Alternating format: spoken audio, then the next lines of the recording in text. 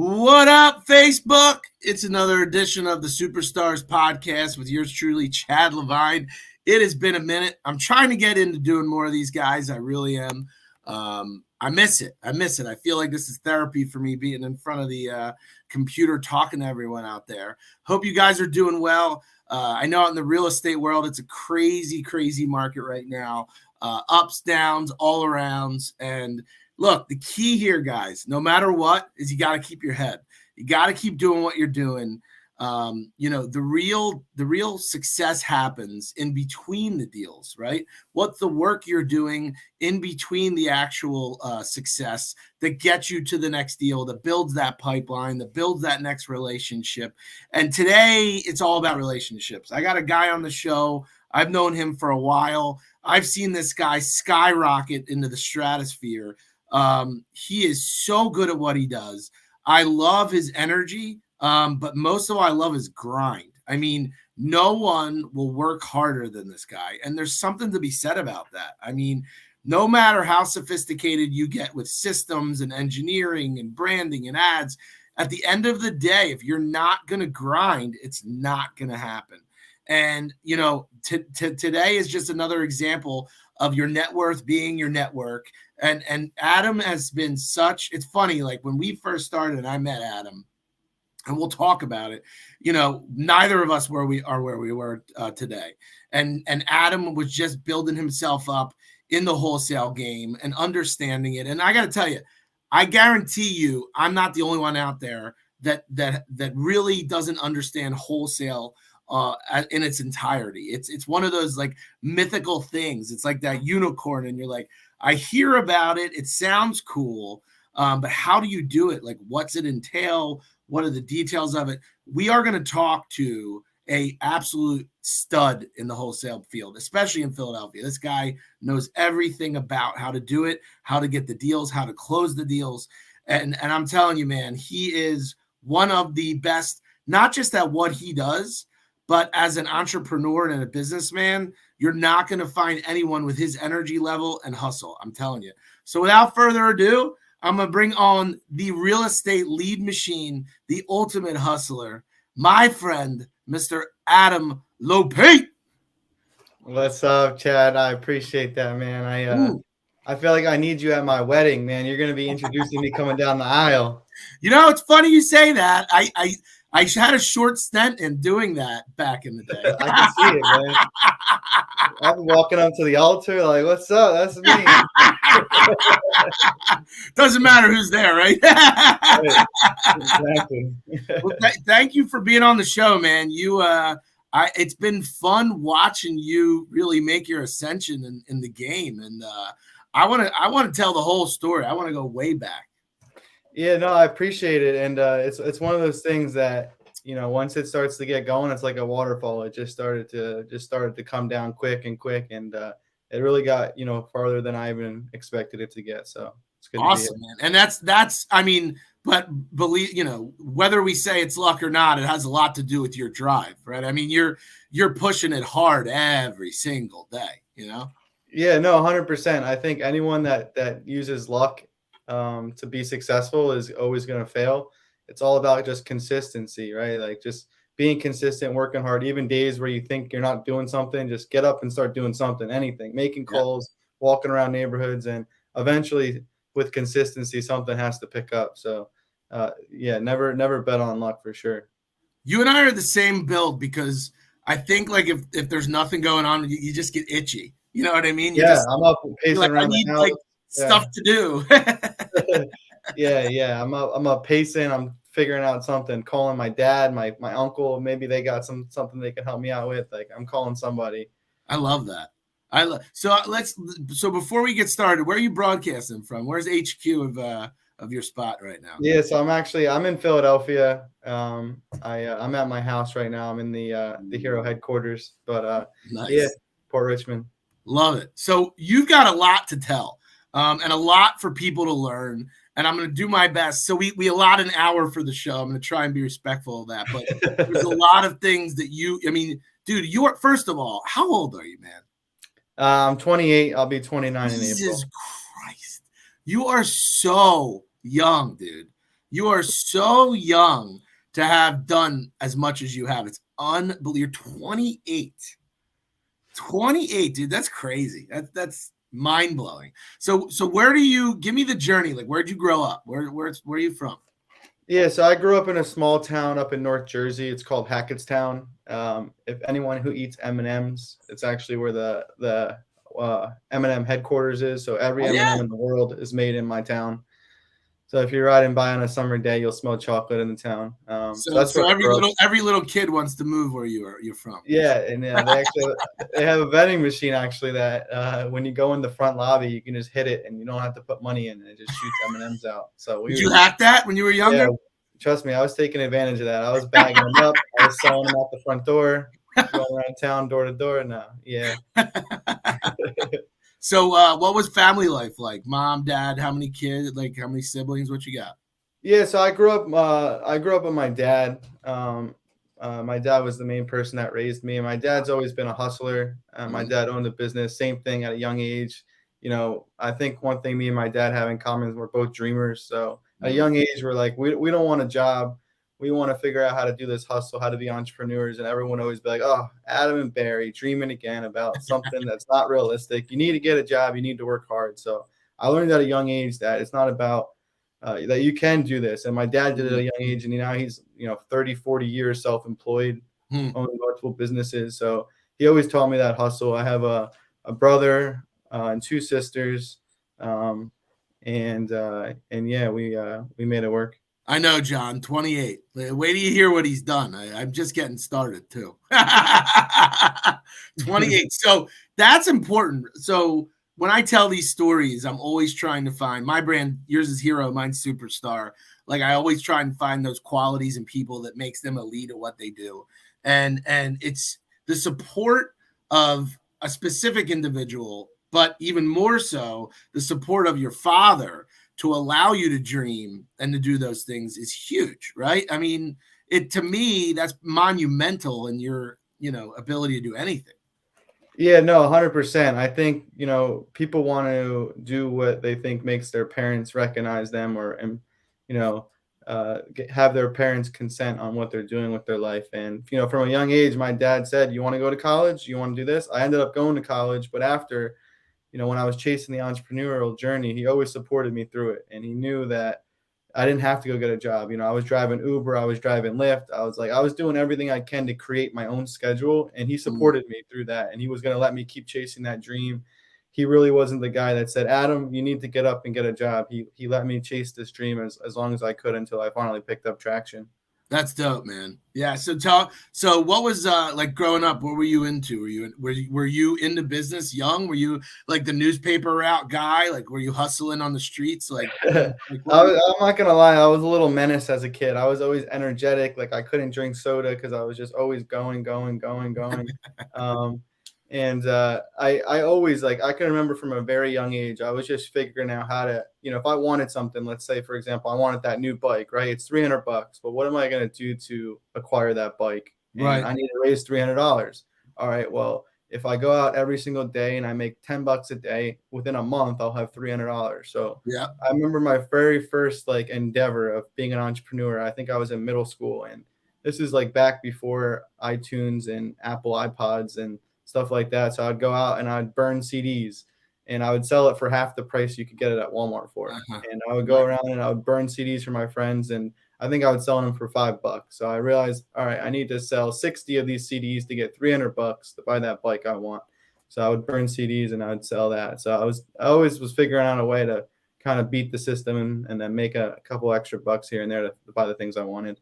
And it's not necessarily you had to reinvent the wheel. It sounds to me like you just hustled harder, right? Yeah, that's it. It was just hustle. And like I think the other thing my dad did well, and I guess some people can say he did it well, and some people can say he just didn't give me anything. Like, he Yeah. could have gave me every dollar I wanted to buy the things I wanted, but he didn't. He's like, you want that? You gotta figure out a way to go get that. And that's what kind of gave me that hunger. Is like, all right, the things I want, I got nobody that's giving me anything. I gotta go out and figure out how to get that myself.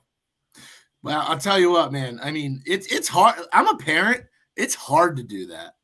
I'm It's sure hard. it is. It's hard because like That's everything you work for are those faces, dude. Like I wake up every morning and if I come home and I haven't hit it hard and I haven't succeeded, I'm like, oh God damn it, I failed. Like I'm and like you look at their faces and it's hard to not want to give them everything. So I give your dad kudos, man. That's discipline. Yeah, no, I got a dog, and thank God my dog can't talk because if she had a Lamborghini, man, she would be driving around in a Lamborghini.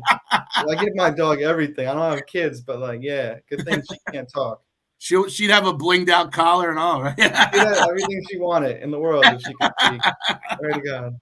That's funny, dude. So tell me about we're gonna spend a lot of time in real estate because I want to get that aha moment and I want to hear your stories because you have a lot of good stories. That's the one thing about you. Some guests I'll bring on and I'll be like, tell me a good story, and they'll be like, you're limitless with your story.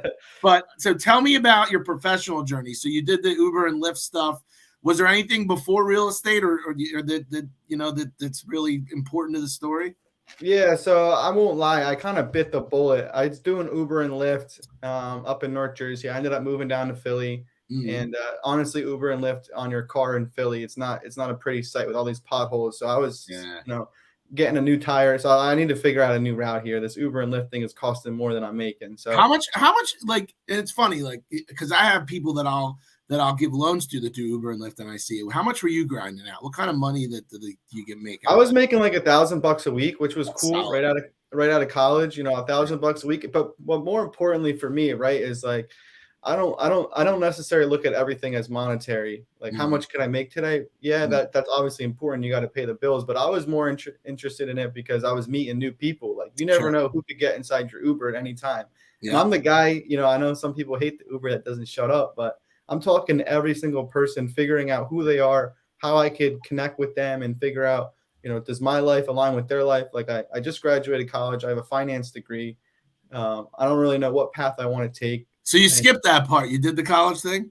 I did do the college thing. I got a finance degree. And so when I moved down to Philly, I got a job at Morgan Stanley. You went like, you're not that raw. Okay. Yeah, I'm not gonna lie.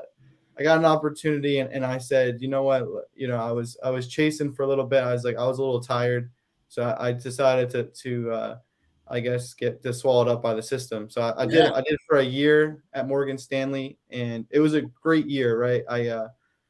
I was working 40 hours a week, but I was doing 40 hours overtime to get paid a half. So I think I was making 40,000. So instead I was making like 65. So I was making some pretty good money at that point. So I was like, all right, I'm going to take 1 year, work 80 hours a week, every single week, save up my money, and then figure out the next step. After 1 year, let's come back and reevaluate. What were you ripping over there? What kind of products were you selling? So pretty much it was more so I wasn't selling. I was more analytics. So somebody would come in and say, I got a high net worth client, and they weren't like really the salesman's job was just to sell. My job was all right, now you got this high net worth client. Let's figure out a strategy for them. So I would go back and help them figure out the strategy while they would go out and do the selling.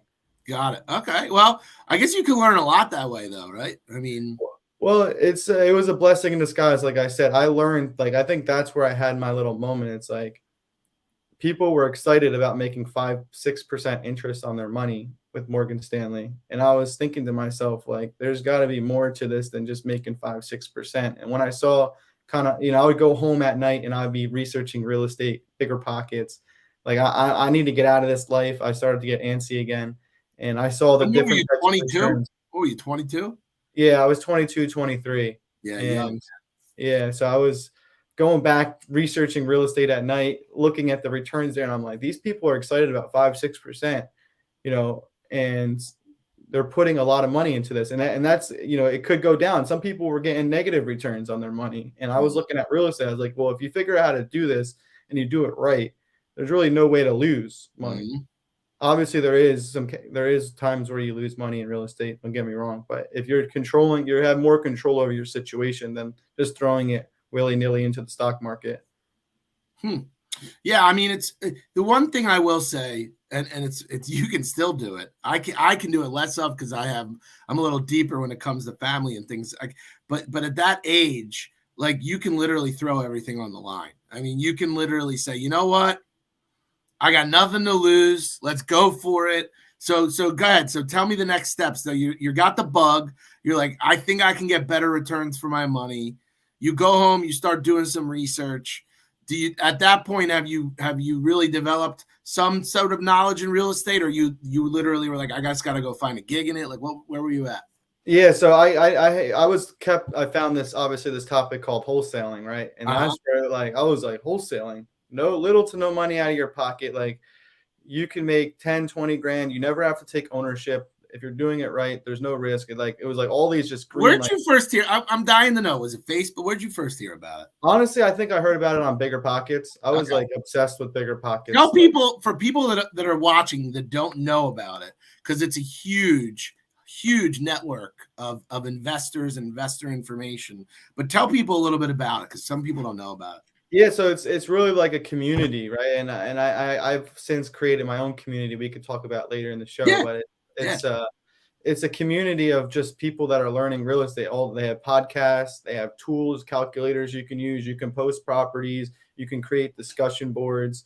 They have books, like they have really a lot of the different resources and educational things you could use to kind of learn any facet of real estate, whether it's fix and flip, Airbnb, short term, wholesaling.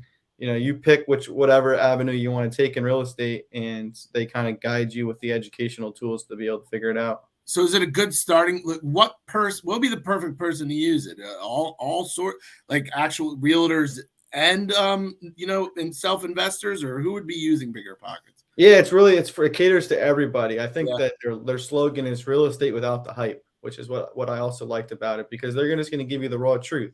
Yeah, right? It's not going to be easy. It's not sunshine and butterflies and rainbows. You're not going to just buy a million houses and live on a beach, right? They give you the raw truth of what it is, what you got to do to get there. And I like that about them, is they're just straight shooters.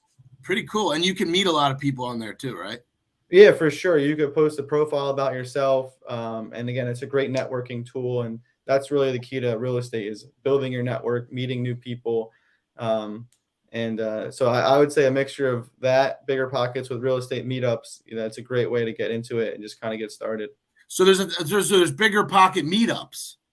There's Bigger Pocket meetups, but there's also meetups outside of Bigger Pocket. Meetups in general. Yeah. Tell people, you know what? And we'll get into that, because I actually want to tap into how you network too. I want to get into that. But so Bigger Pockets, you got into Bigger Pockets. It started fueling the fire. Then what do you do? Yeah. So I quit my full-time job at Morgan Stanley. I just quit. When you quit, did you like pull off the tie and like throw your, like, did you do like a theatrical quit, or was it just, I don't think I wore a suit since the day I never wore a suit. I think suits for me are just dead to me. I can't. But yeah, no, I gave my 2 weeks. They were super understanding. They knew that I was born differently. I was not meant to be in the cubicle. Like, they were almost like pretty much like we were waiting for the day where you were going to come and do this. They just saw me doing side hustles. Like, I was selling shoes at my cubicle. I was like going around. I was trying to hustle money. I was doing pools of like sports betting in the office with people. Like, they just saw me as just hustling. That's funny, dude. Yeah. And was it hard to get into that gig, the Morgan Stanley job? Was that a highly coveted thing? I don't know. I think it's just one of those ones where you have a bachelor's degree in finance, and I think they hire you. Gotcha. I wouldn't say it was an impressive pickup. No. Gotcha. At least you're honest. Yeah, I'll be honest. Yeah. All right. So that's it. You're out. Screw corporate America. Now what? Yeah. So I started doing wholesaling, right? So day one, just day one. Yeah. So I kind of was in contact with a lady who was down. It was over in Israel, actually, and it was a huge push for Israelis coming to the Philadelphia area and trying to buy real estate. And the thing about what they were doing was that they were obviously in Israel. So I said, I try to partner up with a couple of them and say, hey, I'll be the boots on the ground here. You guys have the money. I'll go ahead and find you guys the deals here, and I'll sell them to you. How did you get that connection? Just you knew somebody? I think I found her through Bigger Pockets, to be honest. She made a post saying, I'm looking to invest in Philadelphia. And I said, hey, I think I could help this lady with this. So I messaged her. And we ended up connecting off the bat. And like I said, she was looking for Philadelphia real estate. And I said, hey, I'm here in the city. Um, I'm young, I'm new, but I'm ready to work, and whatever you need, I can find for you. Wow. Yeah. That's pretty cool. That's a really unique way to get started.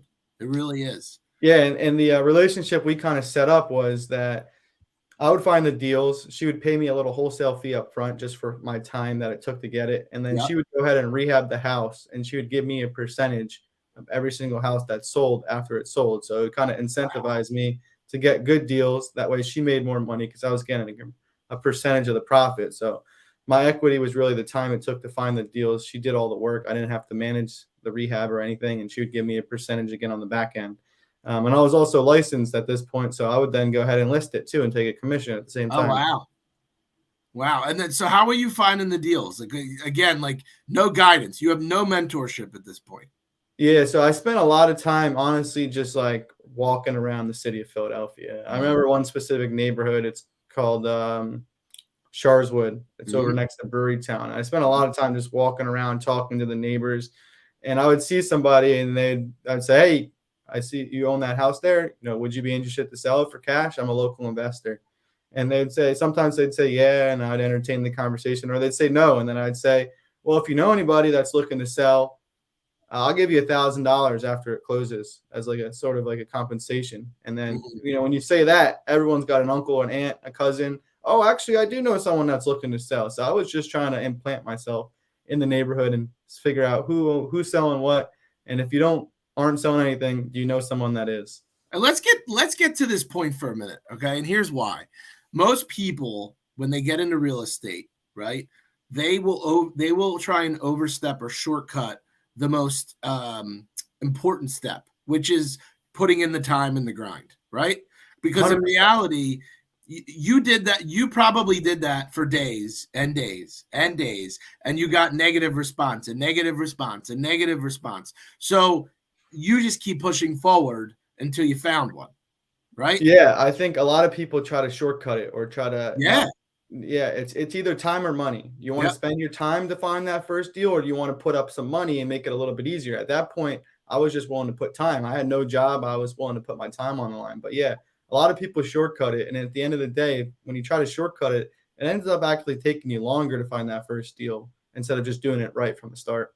Yeah, but that's such a huge point, time or money. So really it's both time when you think about it, but you're just using time to shorten or money to shorten the time, right? Exactly. That's Yeah. what it is. That's just the Yeah. reality. Yep. Yeah, I mean that makes sense. And look, when you're a commission-based person and it's the number of deals you do, you're only as good as the next deal. You have to have a method and a strategy, which I really want to get into your head about, which is how you're finding the deal, right? Because that's the part where I think people get lost in the sauce, and I do it too. Like no matter, I'm equally as guilty. When I wake up every day, it's like, what am I going to do today to generate business, right? And if that focuses relationships, how many calls am I making? How many people am I talking to? How many hands am I shaking, right? If it's something along the lines of real estate, it's statistics. How many people can I reach out to where eventually I get a bite? And then how do I convert that bite, right? I mean, that's what it is. So it's cool, man. It's cool because in reality, you were just so determined to get somebody that was willing to sell, so that you can make that relationship work. So go ahead, let me shut up. So talk to me about those first couple deals, what you started seeing, how long did it take to make money? Like, what were you seeing in that? Yeah, so and I just want to just piggyback off what you just said. Like Yeah, finding the deal is the hardest part. That's why people get lost in the sauce. It's it the is. hardest part of the operation. It's like the nucleus of the operation because Yeah, once you can find good deals, whatever you decide your out plan with it is, whether it's wholesale it, buy it yourself and fix it up and rent it, fix and flip it, try to creatively finance it. All of that stems from finding that deal initially. yeah, Like, do you want to find that deal yourself, be in control, or do you want to try to rely on other people to bring deals and hope that they're good deals? So finding that deal is the hardest part. That's why I focus so much on once I find the deal, whatever I decide to do moving forward, whether it's continue to wholesale or start to, acquisition some of these myself, I need to learn how to find the deal. yeah, Um, so yeah. yeah, I And started. you perfected that. I mean, and we're going to talk. That's it. Yeah, we can Yeah. get a little taste of that. I'm gonna do my best, everyone, to pull it out of them. We'll see what I can do. I'll give you a little bit without giving too much. But this guy, I mean, he has created a science to what I believe is the key ingredient to success in this business. And we'll talk about that. So the first couple deals, no, no, no, no, no, no, and then finally you find somebody. So talk to us about the story with the success of this lady, and then what's next? What's your evolution? Give me your story. Yeah, so the first deal I end up finding, it was a woman that owned the property. Her parents had passed away and left her the house, and she was kind of just left with this house that was, her parents were older, they weren't maintaining it well, and she could either try to list this thing on the open market, which, it was going to be a hard sell because it needed a lot of work, so she would have to go through the inspection periods, and she didn't have the money to fix it up herself. Like I said, she kind of was just thrown this house that day her parents passed away. And, I figured out what her pain points were. She said, I don't want to fix anything. I want to make this quick and easy. This is really the last, bit of memory I have, of my parents. So I'm trying to figure out, do I want to sell it? Or do I want to, what do I want to do with this thing? It's just kind of sitting here losing me money though, now that they kind of threw it at me. And so I figured out what her pain points were, and I said, "Hey, I'll take this thing off your hands cash. I'll make it quick and easy. I'll take it as is. Don't worry about fixing anything. Literally as it looks right now, I'll buy it just like that. If you want to leave the stuff on the inside." So I figured out what her pain points were, and I figured out what I could bring to the table to help with those pain points. What kind of solution can I bring to make this work for her? Because at the end of the day, it's got to work for her. And then I kind of catered it to make it work for me. And you're doing this on the fly, or do you think like previous experiences built you for that? Like, where are you're just, is this instinctual for you? Yeah, it's customer service, right? I've been working customer service my whole life. Like I was a server in college. I was always working customer service. And the other thing I think about me is like I just like making friends. I just like making people happy. And that was my focus. Like I didn't really think about much about the money. And I think that's where a lot of people get lost in the beginning is, oh my God, I'm gonna make so much money here. And you start to instinctually act a certain way. And Dude, they know that. such an important point. Such an important, and in any profession you do, you have to sell without selling. You have to sell without selling. The absolute best salesperson is never selling. Never. Exactly. I was just being me. Like, Yeah. all right, I didn't know exactly what I was gonna do with this house, whether I was gonna I really didn't know if I could even buy it, to be honest, or if the lady could even buy it that was in Israel. I was just trying to figure out how I can, it was just like I was taking I'm here. I was just trying to figure. I was just saying whatever I could say to just kind of help her in her situation, and it kind of just all fell into it. It was like I'm gonna try to help this lady sell this house, whether it's I buy it, someone else buys it. So I just figured out what her pain points were, and I was just like, I'm gonna help this lady, and we ended up becoming friends after it, and it was just a great relationship we created. So tell me how it goes. She signs it. You have no idea how you're going to get this closed, right? You're just like, if I walk out of here today and signed, I'm good, right? And and I'm going to have Adam. This is the first deal, so guys, please bear with us. We're going to have Adam tell you the right process. But so she signs this. You go back to the lady in Israel that you never met, and you said, "Wire me." What do you do? I say, I got a deal here. I got it under contract. I think this should be a real good fix and flip for you. I was like, here it is. Like, what do you think you'd pay for this? And she gave me a price, and it was like, I think it was either 7,500 or 10 grand more than I had it from the lady. And I was like, all right, deal. It's yours. Like, I didn't even try to negotiate. I was just so excited. I was like, this lady's now I figured out a way for this lady to sell her house. I figured out a way to make money in the middle. And I was going to make, I think, 10 grand. And I'm like, holy crap. Like I just made a quick 10 grand. And that's but you made 10 grand on the contract, and you're going to make it on the sell through, right? I'm going to end up flipping it. I'm going to end up listing it for her later on the sell side. Yeah. So she said she'll do that. Now what happens? So I actually, again, this was one thing that was important, and I kind of was figuring, all right, now I need to get these contracts in order, right? I got to figure out how, now I got a deal in place. How am I going to connect these deals? How am I going to connect all the points here? So I ended up finding an assignment contract online somewhere, and I signed my rights over to her. She for the price she wanted it for, which was 10 grand more than the lady wanted. And yeah, we went to closing. She signed remotely, and I was wired the 10 grand at closing from the title company, and the lady walked away Title, happy. she wired everything to Title. Yep. And then Title actually paid you. Disperses the amount to the seller, and then the 10 grand came to me. And Got it. like I said, it was a win-win for everyone. The seller was happy. She got her money. It was quick and easy, like I said it would be. She didn't have to put any work in. I got 10 grand, so obviously I'm happy. And the buyer got it at a really, really good price, and it made sense for her. And if so, just so everyone understands, and I want to, again, it's my education too. She signed that to you, but then you had the ability to get rid of it within a certain period of time, right? Yeah, so you actually have all the way up until that contract expires to really assign your rights. And there's a couple different things you can do to make sure that you can assign the contract. It's just really it's like I talk like musical chairs. Like I'm sitting in the chair and I just get up and someone else just sits back down and they're just in the seat as if they're buying it now, and they're going to pay me off to the side for giving them that chair. Did you, and this is another interesting question. Do you find that sellers or people you're negotiating with, are they more reluctant to do it if they know you're going to potentially assign it, or do they not care?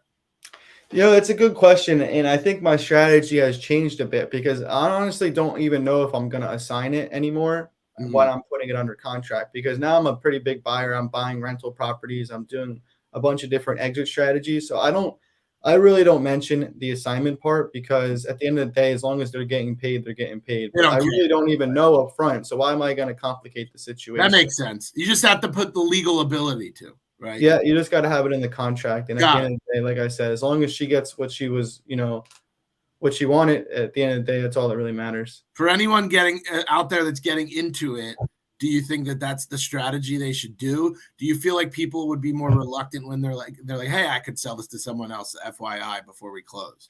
I mean, to each his own on their strategy for this. I think what works for me, works for me. And I think some people, they need to say it up front because they don't know how. Like for me, it's like I just, I build so much trust, and they just know that it's going to get done, that it doesn't really matter to them at that point what I'm doing with it. They really don't care. They just want to get it done. So that makes sense. Yeah, I think for everyone it's different. I'm not going to sit here and, if they say to me, if they found out down the line and I am assigning it, if they ask me what's going on, I just say, yeah, listen, I realized that the property is no longer for me, but I was able to find someone to kind of sit in my place and take it from me. And now they're going to be the ones closing on it. And it's somebody I've worked with multiple times in the past. I know it's going to get done. So like I said, it's going to get done. So just don't worry about that. So I would never. Look, it happens, and Adam, it happens in lending all the time. Like we'll do a deal. I would say, like, unless it's a major bank that holds notes, 99% of the time the loan's sold before your first payment. I mean, it's just the way it is. That's how people. True. You don't even know until after it's sold, right? Yeah. And it's the same thing. And honestly, I'm just a straight shooter, so I'll just shoot it straight. Like, you don't always tell the person you're assigning it. And if somebody sat here today and said, "Yeah, I'm telling them every single time," that they're definitely lying to you. Like, nobody does that.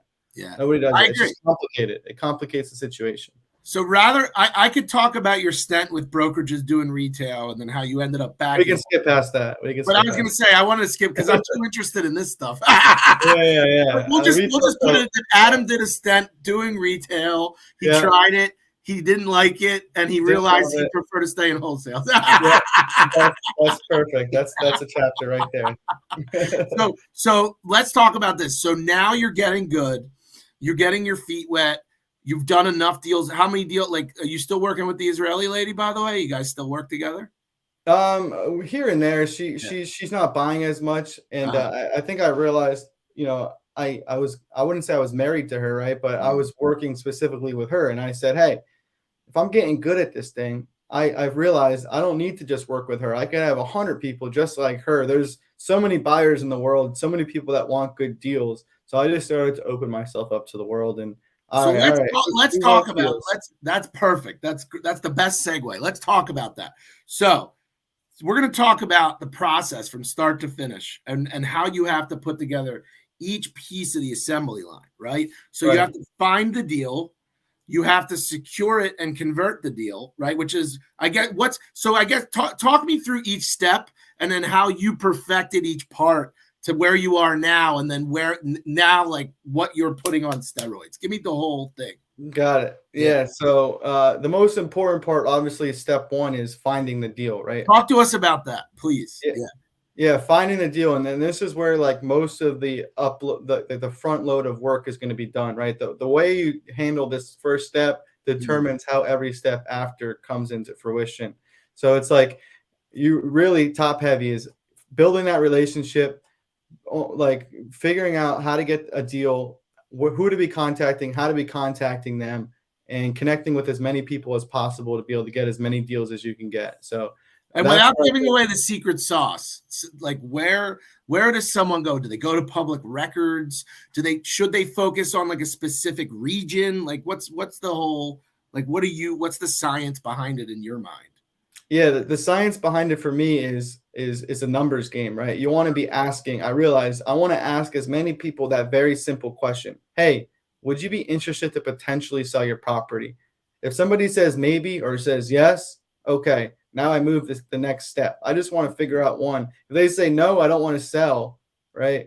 Then it's like there's no reason to continue the conversation because they're not looking to sell. It doesn't matter what I say. And stop right there. So important, right? So important because it's churn and burn. It's numbers for you at this point. Yeah. As soon as they say no, bam, you're out. You're not going to sit there and agonize. You're not going to belabor because time is money. Time is money. Time is money. Time. Yep. Yeah. If they're not looking to sell, if they say, well, I consider it, maybe I'll, then I'll continue down the road. But if they say no straight up, okay, best of luck. If something changes, here's my contact information. I'll be happy to buy it. Next. And it's all about who you're asking, right? So you want to, without giving away the secret sauce, you want to just kind of pinpoint certain data, right? And that's one thing I learned at Morgan Stanley was, organizing your data. All right, I'm not gonna reach out to people that just bought their house last year because they just bought their house last year. What are the chances you're gonna want to move again in the next year or sell already? You just bought it. You're not even bored with the house yet. So I put on a criteria, let's say, own the house for at least 10 years, right? And then there's other criterias, right? Like how much equity is in the property. Somebody that obviously has high equity is more likely to want to sell. Why? Because when they get to the closing table, they're going to make more money. And that's the only reason people sell is to make money on the house. Brilliant. So if somebody's underwater on a mortgage or it's worth more than, or they owe more than it's worth, well, then they can show to the closing table with money. Who's going to sell their house and have to pay to sell their house? Nobody. Yeah, that makes sense. So and then the data, did you have to find, so knowing what data, so step one is knowing what data you have to pull, right? Yep. That's the most, before you can even attack it, that's step one. And that goes, like, that's a lesson across the board. When I got into lending, I'd identify realtors. Like, I mean, and you sit back and you say, where do I find realtors and how do I start to connect with them? I mean, that's step one. Of course, down the road, as you grow your business, you find other people that can refer you business, but going straight to direct to consumer is this. You're competing against every big wig that there is. It's expensive, right? Yep. For you, it's finding the data points and understanding not only what data points are important, but what sources you can use to pull that data, right? That's brilliant, man. I never drew the connection between the Morgan Stanley thing and that. Okay. Yeah. It's all about the data, right? It's like I call the data is the ammunition, and I'm just loading it into. Before I was in a pistol, so I was just shooting. Now I got a semi-automatic gun, and I'm just shooting as many as I can and figure out which one hits the target. Love it. So and then you just and everyone's got to understand this. Once you pull that data, now you have to have your script. What are you going to do? What are you going to say? Right. Exactly. It's how are you going to approach this person? Yeah. And a lot of this is where it starts to become, customer service. I keep it short and sweet. And obviously I live here in Philadelphia, so I'm a local. So I just say, hey, my name is Adam. I'm a local investor. I was riding past your house and I see you own 123 Main Street. I'm looking to buy a few more in the neighborhood. Would you be interested to sell? And I just keep it more like short and sweet and just identify I'm Adam. I'm local here. I'm not one of these big wig robots. And, I drove past and I'm interested to buy. Would you be looking to sell? Interesting. Okay. So then once that happens and then the fish gets on the pole, it takes the bait, right? Yep. How important is it to get to it fast and convert it to a contract? Is that a critical element there? Honestly, and I think everyone will have a different answer for that question, Chad. I think, for me, it's not really a rush game. Will I get beat out some of the times? Sure. That's the way the industry works, right? That's the way it shakes out sometimes. But for me, I like to plant seeds and then water them lightly. I've never been a super aggressive guy. And I think people like that, right? And I think I've won more business going my route because that's what works for me than I have pushing them, sign this contract now. I hit the dotted line right this second. I let them kind of work at their own pace. Obviously, there's some ways that you can put a little bit of pressure on them to get them to sign quicker without being too ridiculous. Yeah. I think for me, it's never been an aggressive tactic at that point. It's all right. Now I'm just going to sell.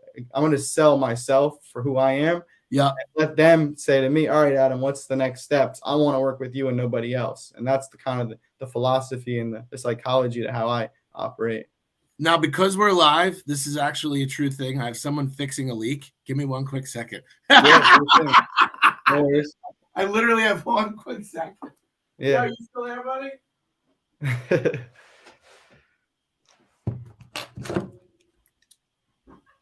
Doc, you still here?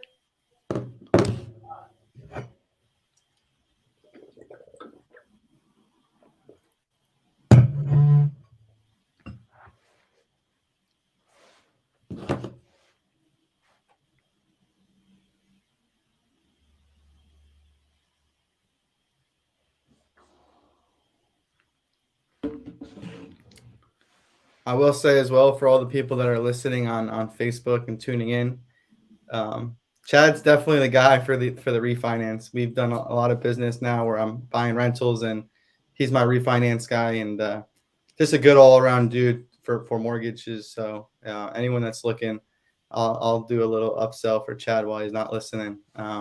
Definitely a good go-to. Definitely a good go-to guy for any of your mortgage needs. And it's the same sort of philosophy with him is he likes to build a relationship. He doesn't care as much about the money as much as it is about helping people. And that's why, we kind of attracted to each other because we kind of have that same sort of attitude. So.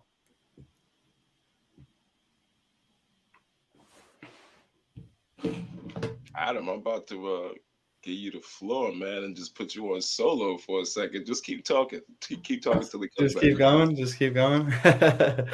Yeah. So the one thing I will say, guys, for the people that are listening is it's not going to always be easy. I tell this to a lot of people that get into the industry is I think a lot of people think that they're going to make money quick. And I think once you set that expectation for yourself of, hey, this is not going to be quick and easy. This is going to be a bit of a struggle.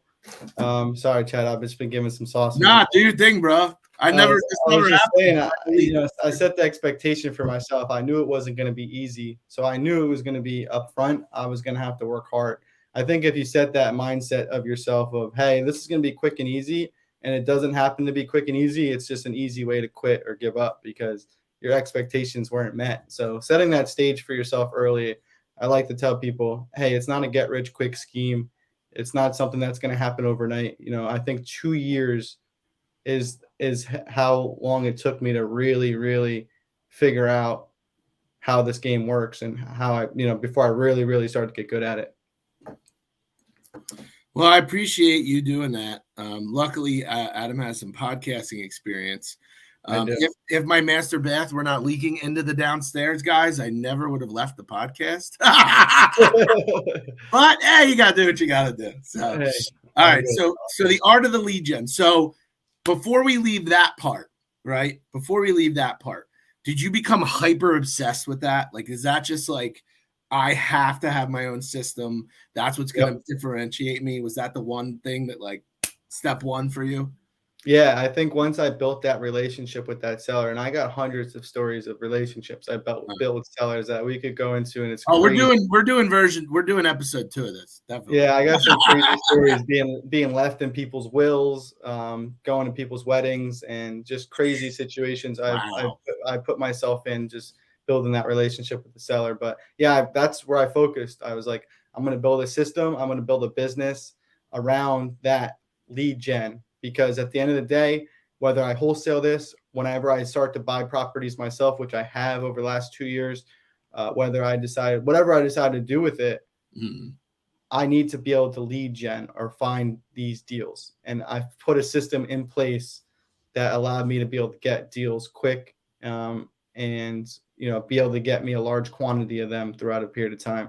And that's applicable to all aspects of real estate. That's the other thing I want to bring out, because this guy at the age of 28 going on 29, to me, it's funny, when we first started the conversation today, we were joking about how he's, he likes properties and real estate. He's not a tech guy, but tech by definition is building a piece of usable.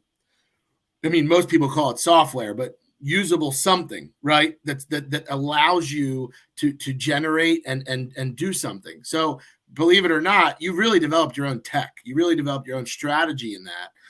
And by the way, guys, that is something that Adam does teach and sell. So anyone that is out there in real estate that wants to learn what Adam does, he does offer that service, FYI. And we'll talk about that at the end. Yeah, little plug. All right, so we get the lead gen, which is ridiculous, like the most important aspect of real estate, right? So that's step one. Step two is you meet with them and you convert. We talked about the pain point, did all that, get them under contract. Let's talk about the next part. Now I have a contract, and the hourglass, it's the sand is coming out, right? So you can sell it, you can hold it, right? All these different aspects. So this is where people that have never done it before are like, holy crap, like, what do I do? What do I do? So give us the timeline. Like, how important is it to build that buyer's pool? How do you build it? Like, and the other thing I was going to say before you answer that is, but so everyone knows, if you can work with wholesalers like Adam. So you can bring him into your deals and he can give you access to his buyer pool in exchange for a rip of the deal, right? That's an option as well. Yeah, so I don't do as much of that anymore, obviously, right? I'm trying to keep as many of the assets as I can, but of course, I do also. I have deals around Philadelphia. I've pushed into more commercialized stuff. Now I'm doing wholesale, but with warehouses and self-storage facilities and bigger assets. Again, applicable to all real estate. Yeah, exactly. It doesn't matter. If someone says, "Hey, Adam, I need a hotel. It needs to be in Tampa, Florida. It needs to have this, this, and this," I'll go and find it for you. So I'm really just an acquisitions business at this point. Yeah. But in general, like anyone in wholesale, they need to have the ability to get rid of the property, right? Because as hard as it might be, so this is really the major difference between retail and wholesale. Retail, you really stops once you get the contract, because it stops to the sense where like you can list it, it sells, and you're good. There's a lot less pressure. With you, it doesn't stop there, because now you got to figure out what to do with the property, right? Correct. Yeah, that's a lot of pressure. Yeah, it's you would think, right? I think a lot of people think that it's hard to find a buyer, and this is where I said it's super important that you do a lot of that upfront legwork, right? Like even when I wasn't buying these deals and I was just a wholesaler, before I started buying any sort of asset, I still put myself in the shoes as somebody that would buy it. And if I'm not going to buy this thing myself, I'm not going to try to wholesale it to somebody. I think that's the other thing that wholesalers do terribly wrong, especially here in Philly. I'd say like 90% people do it wrong. Is you're trying to sell something that if you can't look yourself in the mirror and say, "Hey, I'm going to buy this thing myself," why do you think someone else will buy it? Like, you got to make it make sense for the investor. Right. So I would not lock up a deal until I knew that this thing was going to fly off the shelf. And that was another thing, is like, good deals sell themselves. Like, I didn't really have to go around and, I don't have a huge pool of buyers, to be honest. I don't have this large list of blasting out emails. I got a lot of good pocket buyers that I know that will buy these deals if they make sense, as well as, if I have to go to Facebook, or I have to go somewhere to market this deal out, or I have to send out a couple emails or cold call people in the area that also bought properties to try to sell this, I know that they're going to be super excited when I share what the deal is and what the price is. It's almost like it sells itself because the deal makes sense. And if you can make it make sense for an investor, here's what you're going to do. It's going to make you money. That's what they're there for. They're there to buy investments to make money with. So the good deals sell themselves. So it's really not hard to find a buyer if you're acquiring good deals.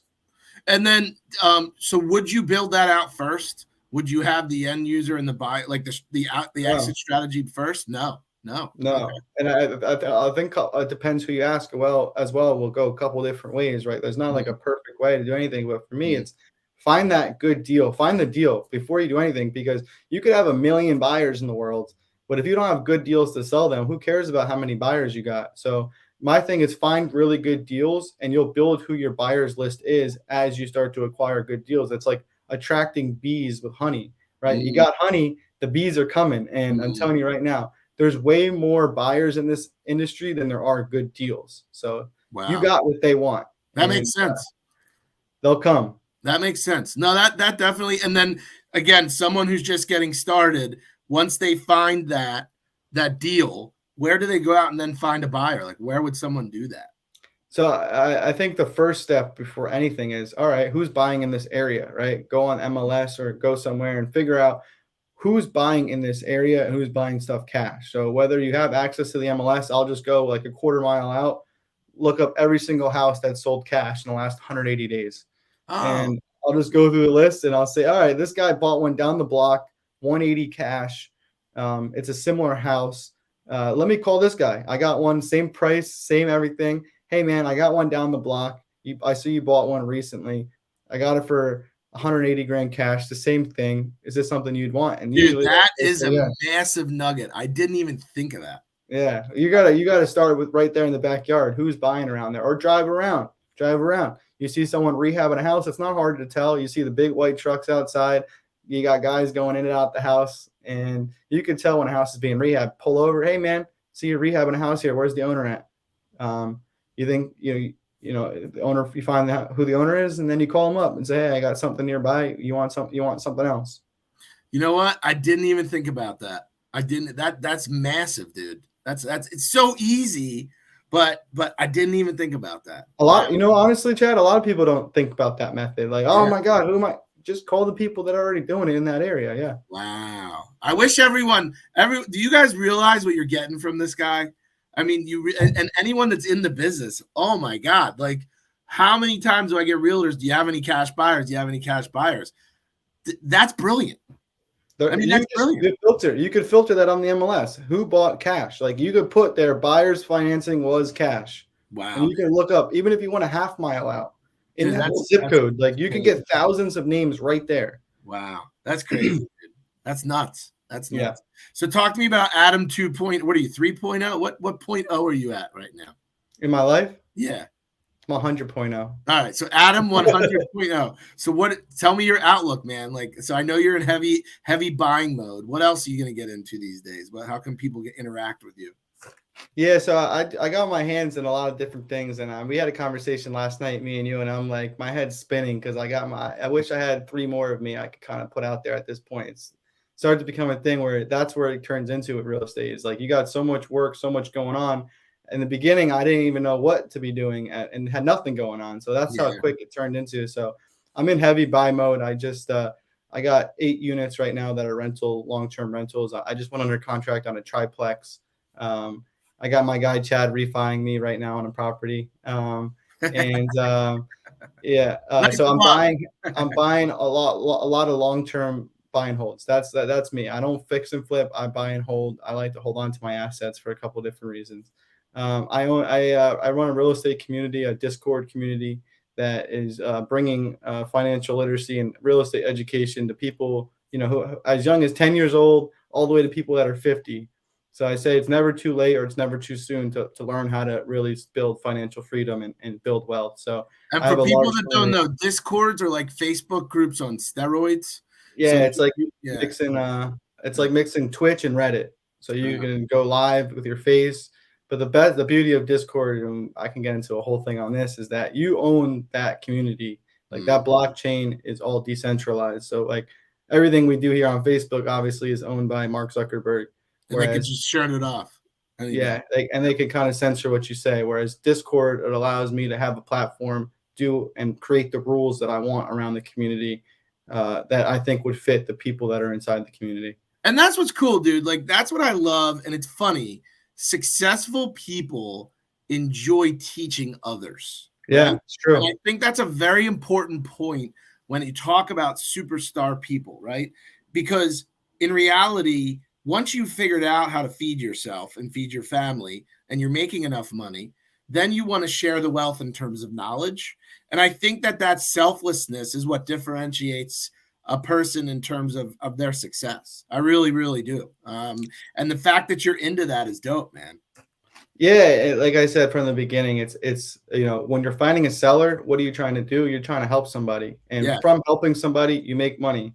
Yeah. Again, I focus on helping the people, so now I turned into focusing on how I can educate people and teach as many people as I can what I do. That way, now I'm like, in essence, I'm creating partnerships with other people and teaching them how to do it the right way. So for me, it's like a long-term vision. How many people can I teach how to do this? And like, I know you mentioned earlier, I do a high-level mentorship. So I do a high level mentorship, and that is where I'm able to teach as many people as I can exactly what I do and how I do it.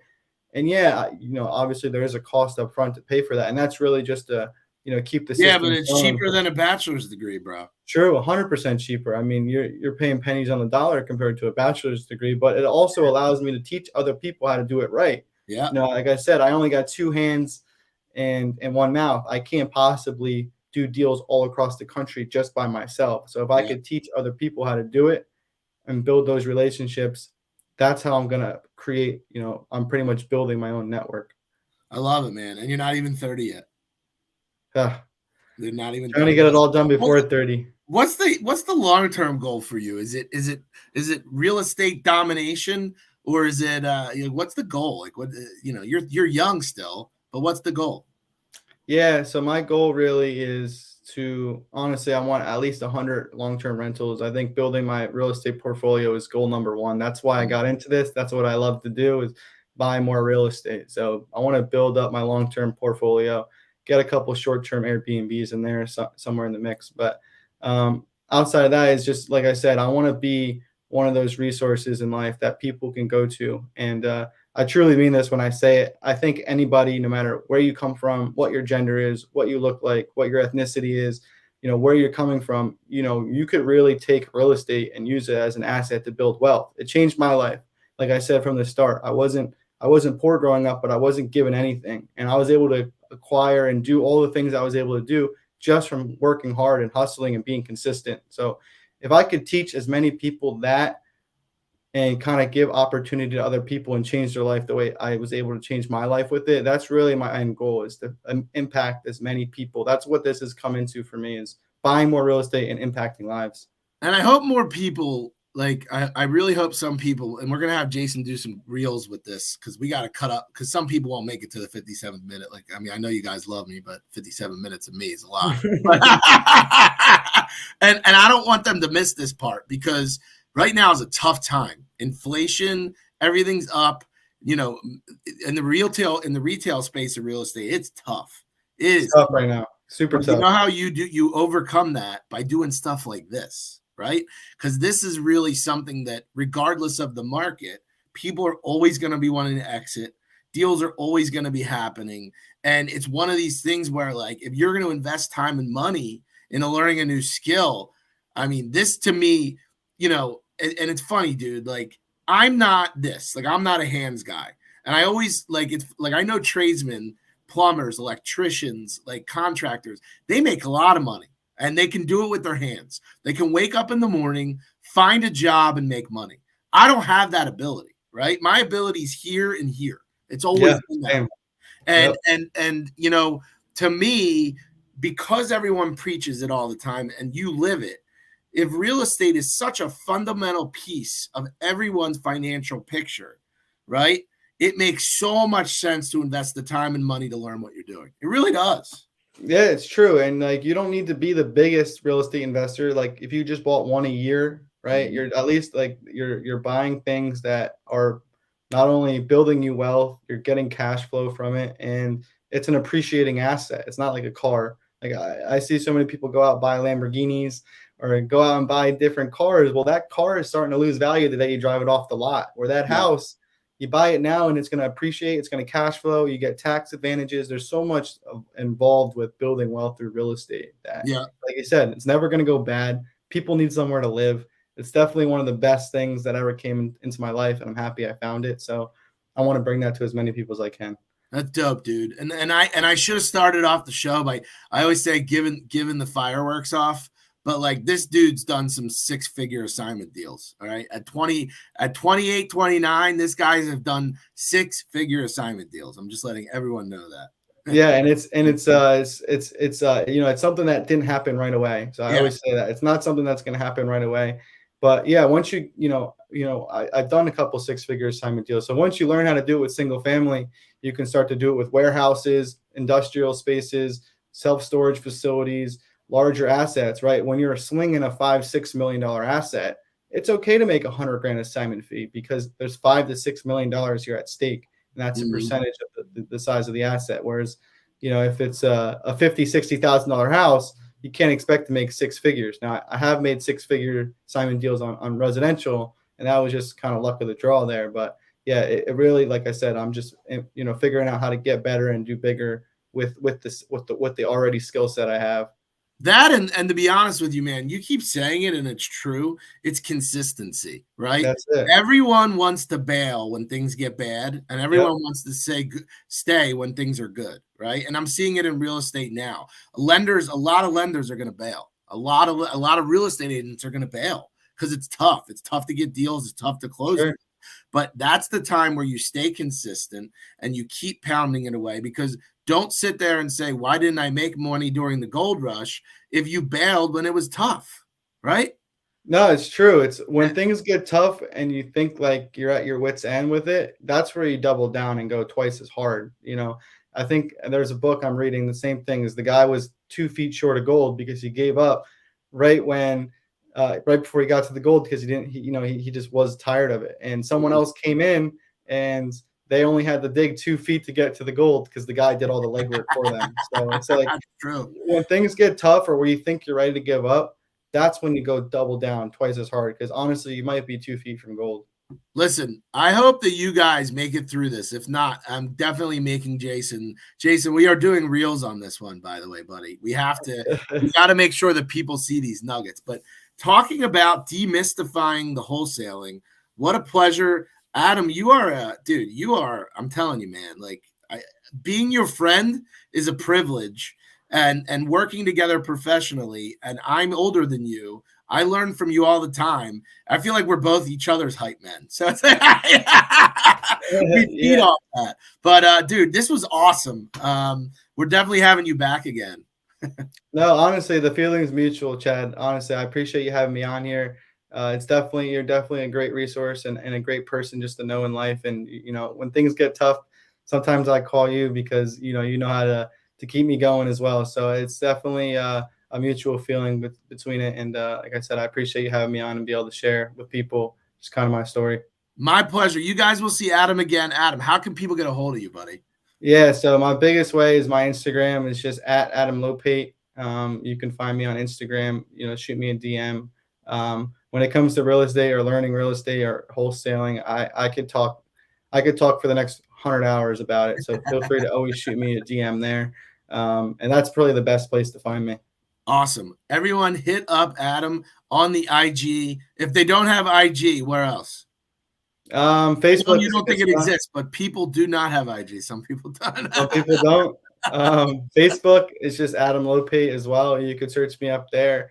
I also post about a lot of my real estate endeavors, my experiences, and what I'm doing on a day-to-day basis in the space there. So if you don't have Instagram, get an Instagram. If you don't got an Instagram as well, follow me on. You can go on my Facebook as well. Awesome. Adam, you are a superstar through and through, my friend. It's always a pleasure. Awesome. Thanks for having me again, Chad. Thank you for watching another edition of the Superstars podcast, where we are always talking about high-level people, how they do it, how they got there, what's their story, what's their special ingredient. Stay tuned for another episode coming soon. Peace!